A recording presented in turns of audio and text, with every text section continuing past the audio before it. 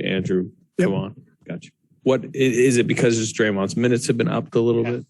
Yeah. So because we can play him more minutes, it makes more sense to start him. You can bring him back. He can still close the game. 26, 28-ish, is that? Yeah, 28-ish, yeah. Steve, we've talked about injuries all the time around here, it seems like, but Andre's absence has been for pretty extended, more so than maybe you guys thought initially. Is there any idea of how close he might be? I know he's been being close, but where is he at this point? Uh-oh. I knew you were going to say that. I mean, there's no timetable. So just trying to preserve him as best we can for the playoff run. And Rick told me yesterday he's doing pretty well. So we'll see how this week goes. I think he's going to go on the road trip with us and practice with us. So we'll see how it goes. And you indicated yesterday that Gary's pretty close. Assume he's going to travel too. He will travel on the road? I hope so. Yeah, he's not playing tonight. Right. He's out. Moses is out. But I'm assuming both guys will travel. But Myers has said in the past that the Spurs kind of have the model franchise, and with what the Warriors are trying to do now with the win now and later mentality with the younger guys, with the core now, just what influence has Popovich had on that model that you guys are trying to follow? Well, it's a model that everybody would love to follow. It requires a lot of luck and a lot of development and a lot of shrewd management, personnel decisions. So the way they were able to do it, drafting Tim, Manu, and Tony at right around the same time, and all three of those guys playing such an extended run, upwards of 15 or more years in their respective careers.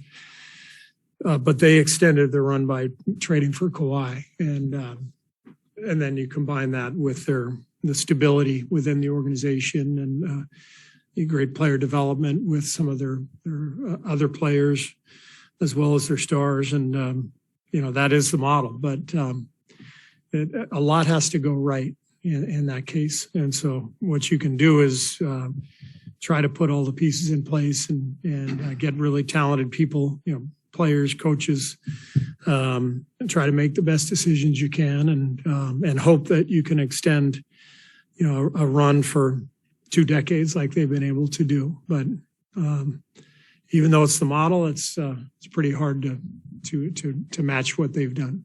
And were you and Pop able to meet up before today's game or anything? No, I'll see him tonight though, after the game.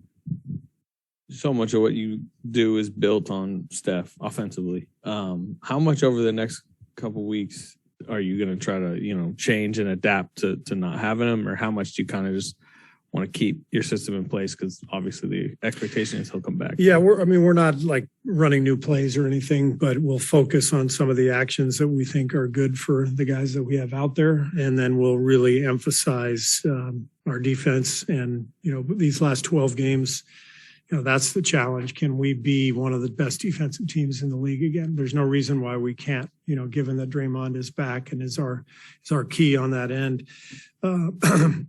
First time we'll have, Draymond, Wiggs, Clay, Looney all together.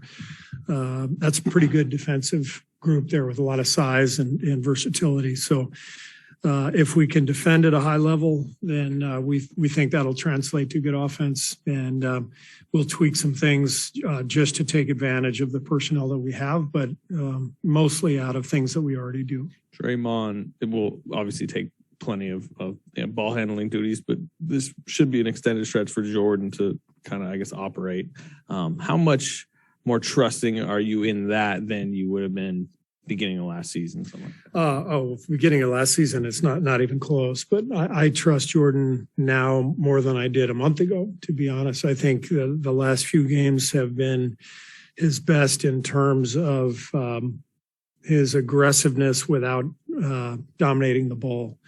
And that's what we've been preaching to him. The 0.5 mentality of make your decision quickly, because that impacts the next the next action. And like I said, the last two games, there really haven't been any plays where he's sort of pounded his dribble, where he's maybe, danced on a play rather than making a definitive cut one way or the other. Those are the things we have been preaching to him, and he's really listening and responding well. And so given all that, and given the fact that Draymond is back in the lineup to take on some of the ball handling responsibilities, I feel as good about Jordan's role and his position on our team as I ever have. Andrew Wiggins talked after practice about needing to be more aggressive offensively in Steph's absence. What do you want to see from him tonight, and how important is his play during the stretch? Yeah, he needs to be aggressive. He's at his best when he's attacking the rim, when he's defending the ball and really getting into the ball, forcing the action, forcing some turnovers, and getting out in transition.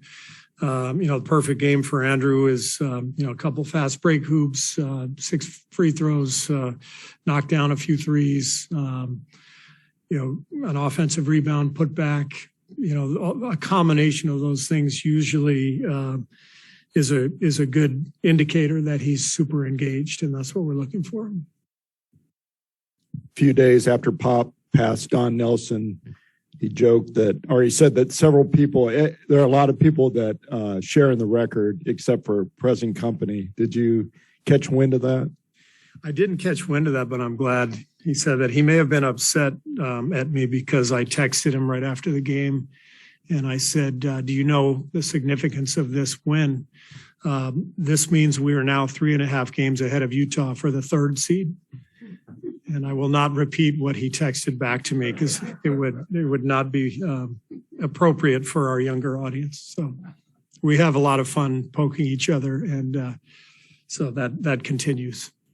What do you remember about Zach Collins before the injuries hit him, and how impressive is it to see how he fought his way back from that adversity? Yeah, he's been out for a couple of years, and just what I remember in Portland was just the activity level for a guy that size, the energy, the instincts for the ball, good DHO player, the ability to catch a lob, but also step outside and shoot a 3. Very intriguing prospect for sure, and it's great to see him back on the floor. I know for a young player, to miss that much time with an injury is tough. We're going through that with James ourselves right now, or I should say James is going through that just like Zach did. So I always root for every young player or every player, period, just to be healthy and active. But it's good to see him getting another opportunity and making the most of it. 3 years ago this month, you guys felt the need to add Andrew Bogut, wanted to get some more size, a guy that was familiar with what you guys do.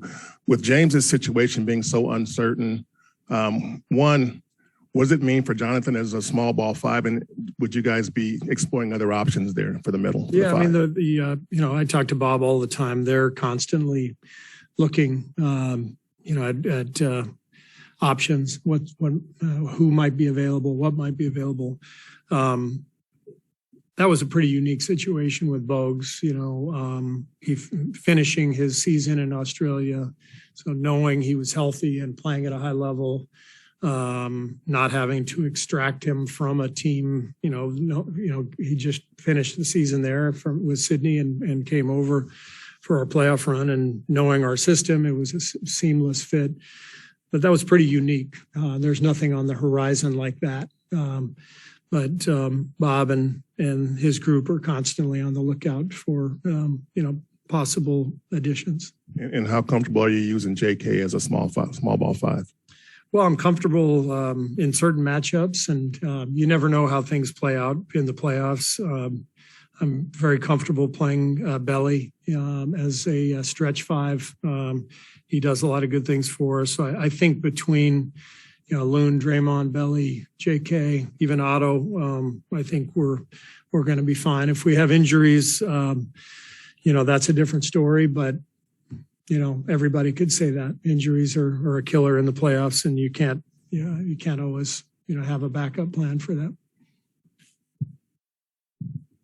All right, thanks.